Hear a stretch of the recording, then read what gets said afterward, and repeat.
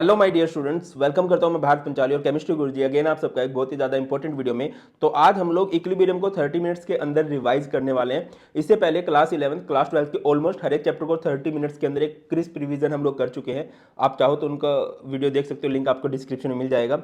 और इस लेक्चर में हमने बहुत सुंदर सुंदर नोट्स यूज़ किए हैं, वो आपको टेलीग्राम चैनल है भारत पंचाल सर के नाम से, वहाँ पर मिल जाएंगे बिल्कुल फ्री ऑफ कॉस्ट। और अगर आप मुझे फोर्स करोगे तो मैं इस चैप्टर के 15 इंपॉर्टेंट एनसीईआरटी क्वेश्चन की वीडियो भी बना दूंगा। आप लोग कमेंट सेक्शन में बता देना कि हाँ वो नीडेड है कि नहीं। तो चलिए स्टार्ट करते हैं। इक्विलिब्रियम, अब इक्विलिब्रियम किसे कहा जाता है? इक्विलिब्रियम एक स्टेट होती है, जैसे कोई रिएक्शन चल रही है, अब जितनी स्पीड से वो आगे जा रही है उसी स्पीड से वो पीछे आने लग जाए, rate of forward reaction equal हो जाए रेट ऑफ बैकवर्ड रिएक्शन के, तो हम कहते हैं इक्विलिब्रियम। और इक्विलिब्रियम जो होता है डायनेमिक होता है। डायनेमिक मतलब वो रिएक्शन चलती रहनी चाहिए, है ना। मैं आपको एक एग्जांपल देता हूँ, सबसे बढ़िया एग्जांपल इसका ट्रेडमिल है। ट्रेडमिल पे कोई भागता है, अब जितनी स्पीड से वो आगे जा रहा है उतनी स्पीड से वो पीछे भी आ जाता है, जितनी स्पीड से आगे जाता है उतनी स्पीड से पीछे आ जाता है। वो कहीं पहुंचता नहीं है बट भाग रहा है कंटिन्यूअस।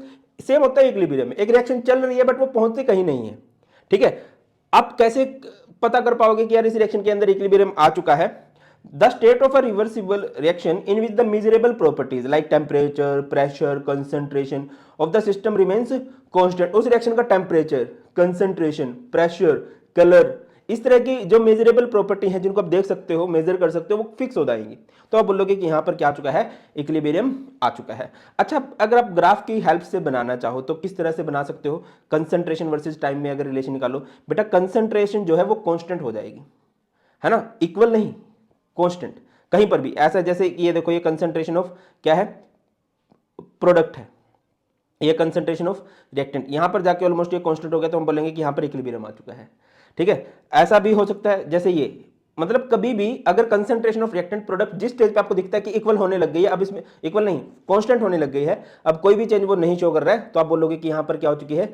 रिएक्शन जो है इक्विलिब्रियम में पहुंच चुकी है। वो इक्वल भी हो सकती है concentration of reactant or product, और इक्वल ना भी हो तब भी। और या फिर सबसे सिंपल तो यही है कि rate of forward reaction equal हो जाए रेट ऑफ बैकवर्ड के, तो हम बोलेंगे कि यहां पर इक्विलिब्रियम आ चुका है। अच्छा, आपने दो एग्जांपल सुने होंगे, reversible reaction and irreversible reaction. Reversible का सिंपल सा साइन होता है इस तरह से, जो बोथ डायरेक्शंस के अंदर होती है ना, takes place in both direction. Irreversible reaction किसे कहते हैं? जो सिंगल डायरेक्शन में होती है। ठीक है, अब रिवर्सिबल रिएक्शन होती है कभी आगे फिर पीछे, कभी आगे कभी पीछे, तो दे नेवर रीच कंप्लीशन, ये कभी कंप्लीट नहीं होती। ये सिंगल डायरेक्शन वाली रिएक्शन होती है तो ये कंप्लीट हो जाती हैं। आगे रिवर्सिबल रिएक्शन से ही आपको इक्विलिब्रियम मिलता है, इसमें आपको इक्विलिब्रियम नहीं मिलता। कुछ एग्जांपल, N2+3H2, इस रिएक्शन का नाम होता है हैबर प्रोसेस। हैबर प्रोसेस में क्या होता है? नाइट्रोजन और हाइड्रोजन रिएक्ट करते हैं और उससे हमें अमोनिया मिल जाता है। और अगर आप इरिवर्सिबल की बात करो, AgNO3 में आप लोगों ने HCl डाला तो ये बन गया AgCl प्लस HNO3। अच्छा, जो रिवर्सिबल रिएक्शन होती है ये क्लोज कंटेनर के अंदर करवाई जाती हैं, और इरिवर्सिबल रिएक्शन जो होती है वो ओपन कंटेनर के अंदर करवाई जाती है, ओपन सिस्टम के अंदर करवाई जाती हैं। और क्लोज सिस्टम क्या होता है, ओपन सिस्टम क्या होता है, थर्मोडायनेमिक्स में आप लोग पढ़ के आए हो पहले ही। आगे मूव करते हैं। इक्विलिब्रियम, इक्विलिब्रियम होता है फिजिकल इक्विलिब्रियम, केमिकल इक्विलिब्रियम, और एक होता है आयोनिक इक्विलिब्रियम। ठीक है, फिजिकल इक्विलिब्रियम कहां देखने को मिलता है? फिजिकल स्टेट में, जैसे सॉलिड और लिक्विड स्टेट में इक्विलिब्रियम आ गया, या लिक्विड और गैसीय स्टेट में इक्विलिब्रियम आ गया। एग्जांपल देता हूं, बर्फ जमा रहे हो, 0 डिग्री सेल्सियस टेम्परेचर लिया, तो 0 से अगर थोड़ा सा माइनस होगा ना तो बर्फ बन जाएगा पूरा। और 0 वो होता है जहां पर सॉलिड और लिक्विड दोनों लगभग स्टेट एग्जिस्ट करती हैं, उसे बोलते हैं फिजिकल इक्विलिब्रियम। केमिकल इक्विलिब्रियम क्या होता है? केमिकल रिएक्शंस के अंदर, है ना, एक तरफ रिएक्टेंट है एक तरफ प्रोडक्ट है, दोनों एग्जिस्ट कर रहे हैं। आयनिक इक्विलिब्रियम होता है आयंस के बीच में। ठीक है, पढ़ेंगे डिटेल में, कोई बात नहीं। तो सबसे पहले फिजिकल इक्विलिब्रियम की बात करते हैं। The equilibrium that forms between several phases or physical state without affecting chemical composition called physical equilibrium. जो फिजिकल स्टेट्स के बीच में एग्जिस्ट करता है, फिजिकल फेसेस के बीच में एग्जिस्ट करता है, केमिकल कंपोजिशन पे कोई फर्क नहीं पड़ता, उसे हम लोग क्या बोलते हैं? फिजिकल इक्विलिब्रियम बोलते हैं। जैसे आइस और वाटर के बीच में इक्विलिब्रियम आ गया, है ना भाई, आइस से वाटर बनना, वाटर से आइस बनना पॉसिबल है ऐसा, इसे बोलते हैं फिजिकल इक्विलिब्रियम। केमिकल इक्विलिब्रियम क्या होता है? जब केमिकल्स के बीच में, केमिकल रिएक्शन में इक्विलिब्रियम, एक इक्विलिब्रियम आपको देखने को मिले। अच्छा, केमिकल इक्विलिब्रियम हमारे पास दो तरह का होता है, first is homogeneous and second is heterogeneous. Homogeneous आप लोग किसे कहोगे? In which all reactants and product are in same phase. Heterogeneous किसे कहेंगे? In which all reactants and products are not in same phase. Example देके समझाता हूं, जैसे N2 गैसेस फेज में है, हाइड्रोजन गैसेस फेज में, और उसका प्रोडक्ट अमोनिया जो है वो भी गैसेस फेज में हो, तो यहां पर आपको देखने को मिलेगा होमोजीनियस इक्विलिब्रियम। अगर आप यहां पर देखो, CaCO3 है, कैल्शियम कार्बोनेट है, ये ब्रेक डाउन हो गया CaO एंड CO2, तो यहां पर जो इक्विलिब्रियम आपको देखने को मिल रहा है वो यहां पर सॉलिड स्टेट है, यहां पर गैसीय स्टेट है, अलग अलग फिजिकल स्टेट देखने को मिल गई, तो बोलेंगे हम हेटेरोजीनियस इक्विलिब्रियम। आगे मूव करते हैं हेनरी लो। हेनरी लो भी एक इंपॉर्टेंट सा लो है। देखो मैं एक सिंपल सी बात समझाता हूँ। जैसे कि मेरे पास एक कंटेनर है, समझना, ठीक है, इसमें मैंने लिक्विड ले लिया। अब मैं कोई गैस है जो इसमें डिजोल्व कराना चाहता हूँ। गैस की नेचर नहीं होती है, गैस तुम्हारी तरह होती है, चंचल मन होते हैं, एक जगह टिक के बैठता नहीं है, इधर उधर घूमना चाहते हैं। बट हमें अगर इसको डिजोल्व कराना चाहेंगे तो हमें इस पर प्रेशर लगाना पड़ेगा। प्रैक्टिकल एग्जांपल देता हूँ। जैसे आप लोग बुक से चिपकना नहीं चाहते, बट पिताजी नाम का जो प्रेशर है वो आपको बुक से चिपका के रखेगा। और अगर आपके साथ पिताजी ज़्यादा फिजिकल वायलेंस करें, है ना, बेल्ट से पीटे और डंडे से पीटें, चप्पल से पीटें, क्यों डरा रहे हो सर, वैसे मैं बोल रहा हूँ, अगर वो पीटे तो क्या होगा, तुम बुक्स के साथ चिपके रहोगे। सेम यहाँ पर है, अगर मैं ये प्रेशर लगाऊंगा तो इस गैस को इधर घुलना पड़ेगा। जितना ज़्यादा मैं प्रेशर लगाऊंगा ये गैस के पार्टिकल इसमें ज़्यादा घुलते जाएंगे। और यही बात हमें किसने बोली थी, हेनरी दादा ने। हेनरी दादा ने क्या बोला, mass of a gas dissolve in a liquid is proportional to pressure applied, या pressure of the gas above the solvent, कि कितना प्रेशर लगाया गया है। M is directly proportional to P. इसको हटाएंगे तो M is equal to K H, where K H is Henry's constant. आजकल इसकी मॉडिफाइड फॉर्म पढ़ते हैं, डाल्टन जिन्हें इसको मॉडिफाई किया था, उन्होंने क्या बोला, that mole fraction of a gas is proportional to its partial pressure, या partial pressure of a gas is proportional to its mole fraction. तो आप इसको ऐसे कर सकते हो, partial pressure of a gas is proportional to its mole fraction. तो P is equal to क्या आ जाएगा यहाँ से, K H X B, where P का मतलब होता है पार्शियल प्रेशर, के एच का मतलब होता है Henry constant, and X B का मतलब होता है mole fraction of solute. Mole fraction of solute का मतलब क्या है, number of moles of solute by number of moles of solution. ठीक है, इस के एच के बारे में खास बात बता देता हूँ। ये जो के एच की वैल्यू होती है, हेनरी कांस्टेंट की वैल्यू होती है, टेम्परेचर के डायरेक्टली प्रोपोर्शनल होती है और सॉल्युबिलिटी के इन्वर्सली प्रोपोर्शनल होती है।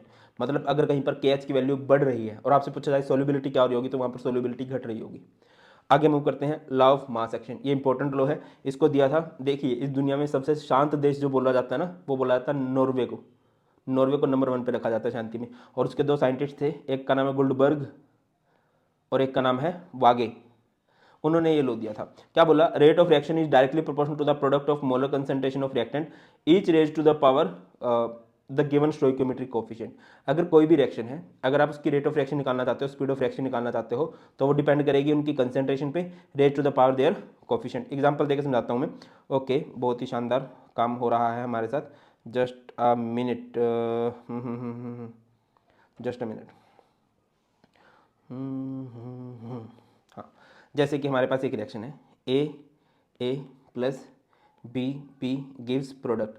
अगर आप इसके लिए लॉ ऑफ मास एक्शन लिखना चाहते हो तो इसकी रेट क्या लिखी जाएगी, rate is directly proportional to but molar concentration of reactant A B, product of molar concentration of reactant raise to the power their coefficient, इसका पावर स्मॉल है, इसकी पावर स्मॉल बी। मतलब कोई भी रिएक्शन जो है उसकी जो रेट होगी डिपेंड करेगी उसके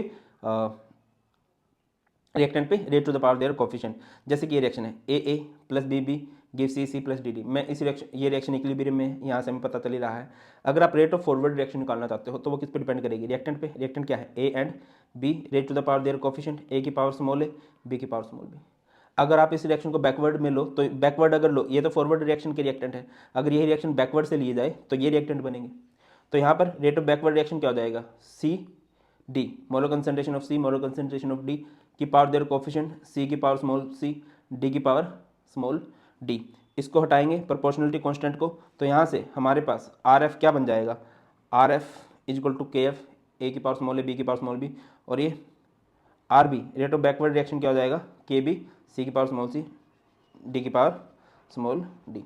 अब आपको बोला गया है कि रिएक्शन जो है इक्विलिब्रियम में है, एट इक्विलिब्रियम। इक्विलिब्रियम में क्या होता है, rate of forward reaction equal होता है रेट ऑफ बैकवर्ड रिएक्शन के। तो लिख लो, फॉरवर्ड और बैकवर्ड को जब इक्वल पुट करोगे तो दिस इक्वल्स टू दिस, है ना, के एफ, ए की पावर स्मॉल है, बी की पावर स्मॉल बी, और बैकवर्ड के लिए जाए तो के बी, सी की पावर स्मॉल सी, डी की पावर स्मॉल डी। अब आप क्या कर दो, के एफ बाई के बी कर दो, कर दिया तो क्या हो जाएगा बेटा, के एफ बाई के बी, के F by K B, constant एक तरफ आगे और इसको इस तरफ ले जाओ, सी की पावर स्मॉल सी, डी की पावर स्मॉल डी, ए की पावर स्मॉल ए, बी की पावर स्मॉल बी। इसको सिंपल बता रहा हूँ, सिंपल आप लोग क्या लिख सकते हो फ्यूचर के लिए, प्रोडक्ट जो भी है रेज टू द पावर उसका कोफिशिएंट डिवाइडेड बाय रिएक्टेंट और उसका कोफिशिएंट। तो यहाँ से आपका क्या आ जाएगा, K F by K B is a constant which is known as K C, equilibrium constant बोलते हैं। और इक्विलिब्रियम कॉन्स्टेंट क्या आ गया, सी की पावर स्मॉल सी, डी की पावर स्मॉल डी, ए की पावर स्मॉल ए, बी की पावर स्मॉल बी। ठीक है, ये हमारे पास इक्विलिब्रियम कांस्टेंट हो गया। अगर आप इसको डिफाइन करना चाहते हो तो कैसे कर सकते हो भाई? आगे बढ़ते हैं और बात करते हैं लॉ ऑफ केमिकल इक्विलिब्रियम की। लॉ ऑफ केमिकल इक्विलिब्रियम ने वही बातें की है जो हम थोड़ी देर पहले पढ़ के ही आए हैं। क्या बोला? At a given temperature the product of equilibrium molar concentration of product divided by product of molar concentration of reactant each raise to the power equal to their stoichiometric coefficient is equal to equilibrium constant. जैसे कि एक reaction है A plus B give C plus D. तो यहां पर अगर आप equilibrium constant लिखना चाहोगे Kc, तो क्या लिखा जाएगा? ऊपर लिखा जाएगा प्रोडक्ट, ये रहा प्रोडक्ट, नीचे लिखा जाएगा रिएक्टेंट, ये रहा reactant, raise to the power their coefficient. अब A की पावर क्या बनेगी? जो A का कोफिशिएंट है। B की पावर क्या बनेगी? जो B का कोफिशिएंट है। C की पावर क्या बनेगी? जो C का कोफिशिएंट है। Getting my point? मतलब प्रोडक्ट बाय रिएक्टेंट आप लोगों को करना है। अगर ये तो चलो, ये जो ब्रैकेट होते हैं ना, इस ब्रैकेट को आप लोग बोलते हो active mass bracket, molar concentration bracket. और मोलर कंसंट्रेशन को किस में एक्सप्रेस किया जाता है? मोल पर लीटर में। अगर आप कंसंट्रेशन को एक्सप्रेस कर रहे हो प्रेशर के अंदर, तो ये क्या आ जाएगा? यहां पर जो आपने देखिए फॉर्मूला अगेन वही रहेगा, product by reactant raise to the power their coefficient. अब प्रोडक्ट क्या है? सी ये है, तो यहां पर क्या आ जाएगा? प्रेशर ऑफ सी की power C, pressure of D की power D, by pressure of A की power A, pressure of B की पावर बी। ये है केपी। केपी का मतलब होता है जब आप इक्विलिब्रियम कांस्टेंट को एक्सप्रेस करते हो इन टर्म्स ऑफ प्रेशर। केसी का मतलब क्या होता है? जब आप इक्विलिब्रियम कांस्टेंट को एक्सप्रेस करते हो इन टर्म्स ऑफ कंसंट्रेशन। इसी तरह से के एक्स भी होता है जब आप इक्विलिब्रियम कांस्टेंट को एक्सप्रेस करते हो in terms of mole fraction. बाकी वो जरूरी नहीं है। आगे हम करते हैं, चलो एक दो क्वेश्चन कर लेते हैं सो दैट कि आपको थोड़ी सी वाइब आए। The following concentration were obtained from the formation of ammonia from nitrogen and hydrogen at equilibrium at 500 kelvin. N2 की कंसंट्रेशन दे रखी है, H2 की कंसंट्रेशन दे रखी है, अमोनिया की कंसंट्रेशन दे रखी है, ठीक है ना, ये दे रखी है। Calculate the equilibrium constant. अब इक्विलिब्रियम कांस्टेंट का फॉर्मूला क्या होता है? Kc, है ना, और कंसंट्रेशन दे रखी है तो कंसंट्रेशन लिखोगे। कैसे लिखा जाएगा? प्रोडक्ट बाय रिएक्टेंट, प्रोडक्ट क्या है? अमोनिया, ये देखिए NH3 है, रेज टू द पावर इसका कोफिशिएंट 2, बाय में रिएक्टेंट N2 की पावर 1 और H2 की पावर क्या हो जाएगा? 3। अब समझने वाली बात यह है बेटा कि अमोनिया की कंसंट्रेशन कितनी दे रखी है? ये दे रखी है 1.2 × 10 की पावर -2, है ना, और उस पूरे की पावर 2 हो जाएगी।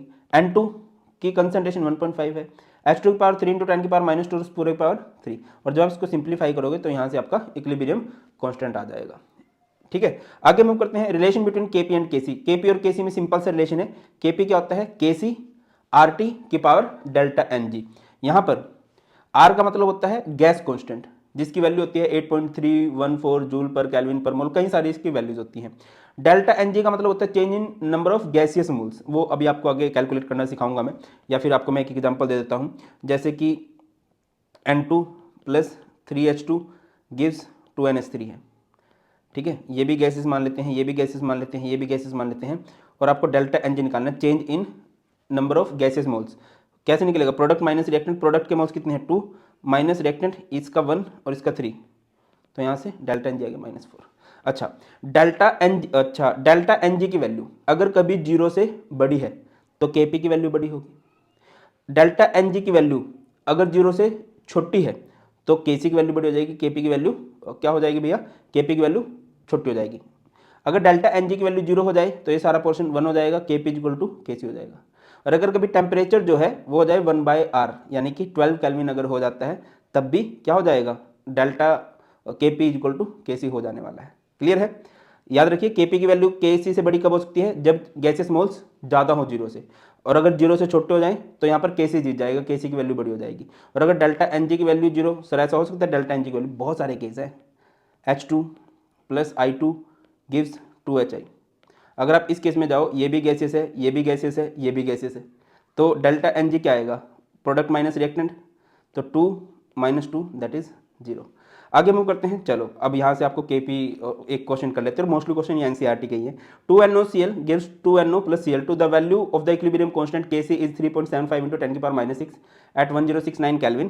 Calculate Kp for the reaction at this temperature. अब डेल्टा एनजी क्या होगा? Number of moles of product minus number of moles of reactant, 2 और 1 3 -2, तो यहाँ से डेल्टा एनजी क्या आ गया? 1 आ गया। Kp इक्वल टू क्या होता है? Kc RT डेल्टा एनजी, है ना। तो Kc कितना है? 3.75 × 10 की पावर -6। आर गैस कांस्टेंट कितना पुट किया गया है? 0.0821। टेम्परेचर कितना दिया गया है? 1069। और यहाँ से जब इसको सिंप्लीफाई करोगे तो आ जाएगा 3.29 × 10 की पावर -4 atm। ये बात मैंने अभी आपको बताई थी। अगर आपके गैसियस मोल्स ज़्यादा हो जाए 0 से तो Kp की वैल्यू बढ़ जाएगी। अब आप Kc की वैल्यू देख लो और Kp की वैल्यू देख लो। सर जी ये तो 3.75 है, ये 3.29 है। भाई मेरे ये 10 की पावर -6 है, 10 की पावर -4 है। जब 10 की पावर माइनस में छोटी 8 मीन्स एक्चुअल में वो टर्म बड़ी हो गई। ठीक है, आगे हम करते हैं एक्सटेंट ऑफ रिएक्शन। आपको कभी Kc की वैल्यू निकाली और फिर आपको एक्सटेंट ऑफ रिएक्शन बताना है कि वो फॉरवर्ड होगी, बैकवर्ड होगी, या रिएक्टेंट की कंसंट्रेशन कितनी है, प्रोडक्ट की कंसंट्रेशन कितनी है, और दोनों की कंसंट्रेशन ठीक ठाक है। अगर आपकी कभी Kc की वैल्यू 10 की पावर 3 से ज़्यादा हो जाए तो यहाँ पर प्रोडक्ट जो है प्रीडोमिनेट करता है ओवर रिएक्टेंट। अगर Kc की वैल्यू लेस देन 10 हो जाए देन क्या हो जाएगा, रिएक्टेंट जो है प्रीडोमिनेट करता है ओवर प्रोडक्ट। और अगर कभी Kc की वैल्यू 10 की पावर -3 से 10 की पावर 3 हो जाए तो यहाँ पर appreciable concentration of both reactant and product, दोनों की ही कंसंट्रेशन एप्रिशिएबल मानी जाती है। इससे रिलेटेड एक क्वेश्चन करते हैं, predict which of the following will have appreciable concentration of reactant and product. जैसे पहले में Kc की वैल्यू देखिए 5 × 10 की पावर -39, ये 10 से बहुत छोटी है। यहाँ पर आ गया Cl2 + 2NO2NOCl, Kc की वैल्यू आपको दे रखी है 3.8 10 की पावर 8। अगर 10 की पावर 3 से ज़्यादा Kc की वैल्यू है तो यहाँ पर कौन डोमिनेट करता है, प्रोडक्ट डोमिनेट करता है। ठीक है, अगर आगे आगे बढ़ो, यहाँ पर Kc की वैल्यू कितनी है, नेक्स्ट केस में Kc की वैल्यू 1.8। अगर आपकी Kc की वैल्यू 10 की पावर -3 से 10 की पावर +3 के बीच में आ जाए तो आप लोग क्या बोलोगे कि यहाँ पर दोनों की ही एप्रिशिएबल कंसंट्रेशन है, appreciable concentration of both reactant and product. लिखा गया है ब्रो, दिखाता हूँ, रिएक्टेंट एंड प्रोडक्ट ये लिखा गया है। क्लियर है, आगे मूव करते हैं। ये देख लो, आगे मूव करते हैं रिएक्शन कोएफिशिएंट। देखिए जो इक्विलिब्रियम कांस्टेंट है Kc Kp वो उन रिएक्शन के लिए होता है जो रिएक्शन इक्विलिब्रियम में होती हैं। अब अगर कभी नॉर्मल रिएक्शन है और उसके लिए आपको रिएक्शन कोएफिशिएंट निकालना है, रिएक्शन कोएफिशिएंट को हम लोग Qc से रिप्रेजेंट करते हैं, ये सिंपल है। उसी तरह से प्रोडक्ट बाय रिएक्टेंट, प्रोडक्ट की कंसंट्रेशन बाय में रिएक्टेंट की कंसंट्रेशन, C की पावर C, D की पावर D, बाय में A की पावर A, B की पावर B। अब Qc जो कि रिएक्शन कोएफिशिएंट है और Kc जो कि इक्विलिब्रियम कांस्टेंट है। अब इनकी वैल्यू को आप रिलेट करके बता सकते हो कि प्रोडक्ट की कंसंट्रेशन ज़्यादा, रिएक्टेंट की कंसंट्रेशन ज़्यादा क्या है। देखिए अगर कभी Qc छोटा हो जाए Kc से तो रिएक्शन, Kc बड़ा हो जाए तो रिएक्शन कहाँ जाएगी, फॉरवर्ड डायरेक्शन में। अगर Qc की वैल्यू ज़्यादा हो जाए तो रिएक्शन जाएगी बैकवर्ड डायरेक्शन में। और अगर Qc = Kc हो जाए तो रिएक्शन कहीं नहीं जाएगी, वो सिर्फ एक जगह रुक जाएगी, मतलब वो रिएक्शन इक्विलिब्रियम में जा चुकी है। अगर Kc की वैल्यू बढ़ गई, ज़्यादा हो गई है तो रिएक्शन फॉरवर्ड में, Kc की वैल्यू कम हो गई है, Qc की वैल्यू ज़्यादा हो गई है तो बैकवर्ड में। क्लियर है, आगे मूव करते हैं relation between Kc and delta G. ये आप लोग लास्ट चैप्टर में पढ़ के आए हो, दैट इज थर्मोडायनेमिक्स में। डेल्टा जी क्या होता है, -RT ln K। ln को अगर आप हटाओगे तो ये क्या हो जाएगा, delta G -2.303 RT log K। ln का मतलब होता है नेचुरल लॉग, और जब उस नेचुरल लॉग को सिंपल करते हो तो 2.303 आने लग जाता है। या फिर एक और वैल्यू हो सकती है Kc की, e -delta G nought by RT। अगर ये बात आपको पता होगी, अगर डेल्टा जी नोट की वैल्यू लेस देन 0 है, मतलब नेगेटिव है, तो वहां पर फॉरवर्ड रिएक्शन होगी, रिएक्शन स्पॉन्टेनियस होगी। डेल्टा जी की वैल्यू मोर देन 0 हो जाए देन रिएक्शन कहाँ जाएगी, backward.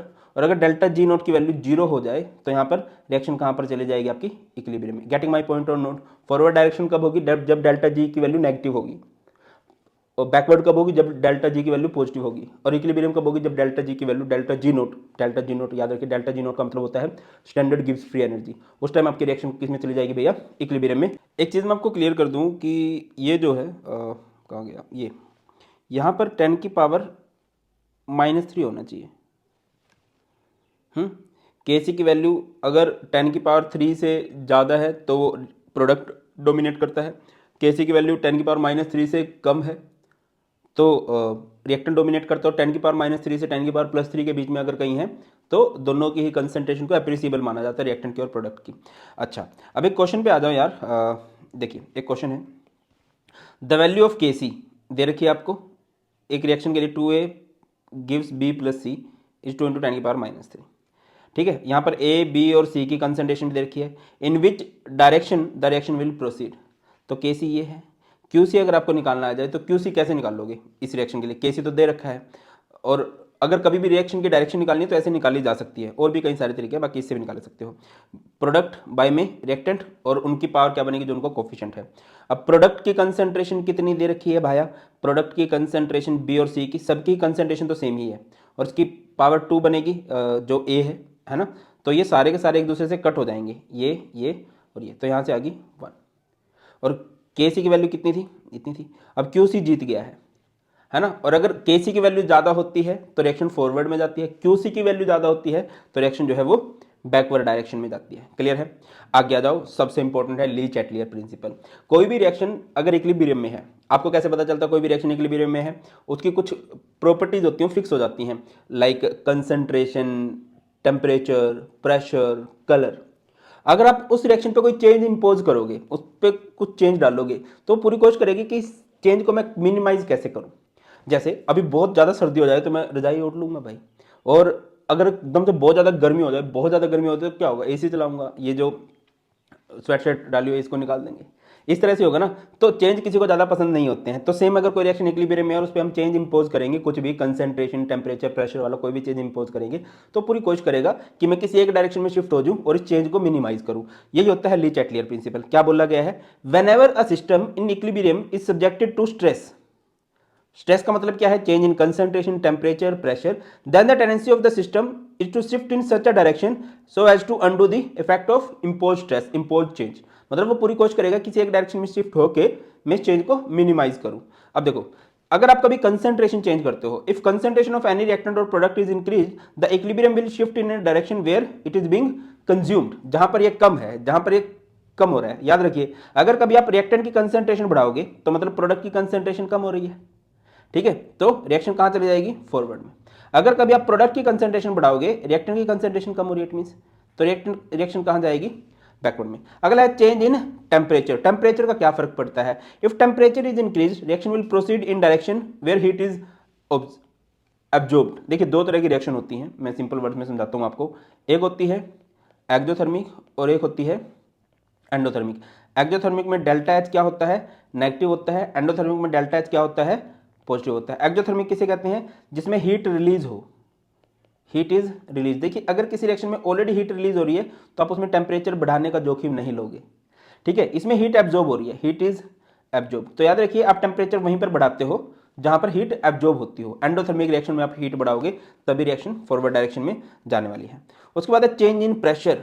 If pressure is increase then equilibrium will shift in direction where number of moles are reduced. मैंने इसको सिंपल वे में याद रखो, प्रेशर को आप याद रखिए पी, पी बोले तो प्यार। एंड मैंने तुम्हें बोला है कि वी आर साइंस स्टूडेंट, हम बाबू सोना से बच के रहना चाहिए, वी शुड हेट लव, है ना। आप जोर से बोलिए मेरे साथ, I hate love, I hate love. इसका मतलब क्या है, increase increase in pressure will shift the equilibrium from higher moles to lower moles, higher moles से लोअर मोल्स की तरफ जाएगी रिएक्शन हमेशा। जब भी आप प्रेशर बढ़ाओगे हायर से lower, I hate love, P मतलब प्यार, प्रेशर, आई हेट लव वाली लाइन को रटते रहना है। उसके बाद catalyst, no change in equilibrium. Catalyst का कभी भी इक्विलिब्रियम पे कोई फर्क नहीं पड़ता। कैटलिस्ट क्या होते हैं, जो किसी भी रिएक्शन को स्पीड अप करने के लिए आते हैं, तो वो रिएक्शन को स्पीड अप करते हैं फॉरवर्ड डायरेक्शन में, बैकवर्ड में भी। Addition of inert gases, inert gases का भी फर्क नहीं पड़ता अगर वॉल्यूम कॉन्स्टेंट है। हाँ, अगर प्रेशर कॉन्स्टेंट है तो वो हायर मोल्स की तरफ जाते हैं। अभी हमें किस तरफ जाना था, लोअर मोल्स की तरफ। इसमें अब इक्विलिब्रियम किस तरफ शिफ्ट होगा, हायर मोल्स की तरफ। किसमें, इनर्ट गैसेज में। इनर्ट गैसेज जो कभी किसी से रिएक्शन ही नहीं करती, जब आप इसको डालोगे तो ये कहाँ जाएंगी, equilibrium will shift towards higher moles. Clear है। 1-2 मिनट आराम से बैठ के सोचिए। सबसे पहली बार मैंने कंसंट्रेशन बोली, जिस साइड कंसंट्रेशन बढ़ाओगे तो इक्विलिब्रियम इस तरफ शिफ्ट होगा जिस तरफ कंसंट्रेशन कम हो रही है। जब टेम्परेचर बढ़ाओगे, टेम्परेचर अगर एक्सोथर्मिक में बढ़ा रहे हो तो नहीं बढ़ाना चाहिए, उसके अपोजिट डायरेक्शन में काम करेगा। अगर एक एंडोथर्मिक प्रोसेस है, टेम्परेचर बढ़ाओगे तो रिएक्शन फॉरवर्ड डायरेक्शन जाएगी। प्रेशर मींस प्यार, I hate love, increase in pressure will shift the equilibrium from higher moles to lower moles. Catalyst, catalyst का किसी भी रिएक्शन पे कोई फर्क नहीं पड़ता, अगर इक्विलिब्रियम में है तो बस रिएक्शन की स्पीड बढ़ जाती है। उसके बाद है inert gases. Inert gases constant volume वाली गैसेज रिएक्शंस पे कोई फर्क नहीं डालती हैं।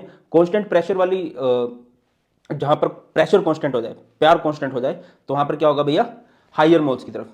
पहले जब प्रेशर आप चेंज करते हो तो लोअर मोल्स की तरफ जाता है। जब प्रेशर को कांस्टेंट करके इनर्ट गैसेज को डाल रहे हो तो वो हायर मोल्स की तरफ जाता है। कुछ क्वेश्चन कर लेते हैं सो दैट कि तुम्हारे दिमाग में जाएगी मैं बोलना क्या चाह रहा हूँ।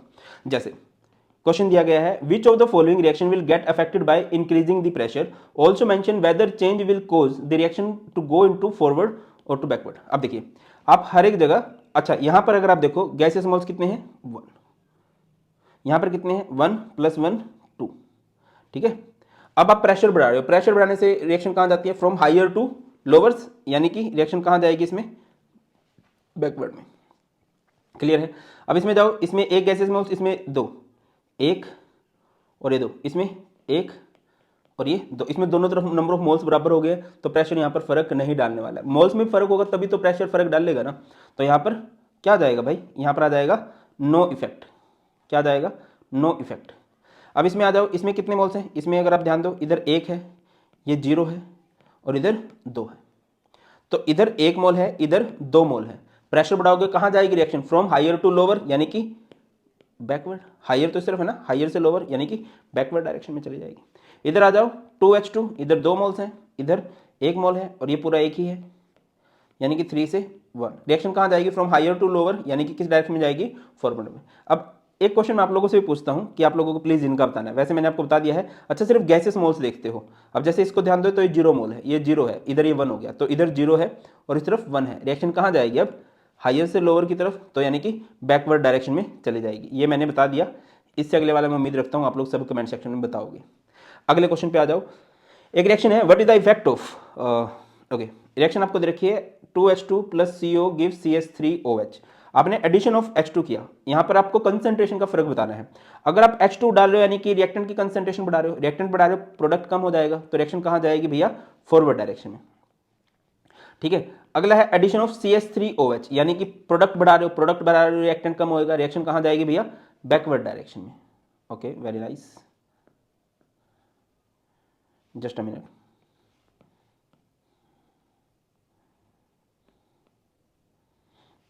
ठीक है, आगे मूव करते हैं। तो क्या था, अगले केस में क्या किया, रिमूवल ऑफ CO।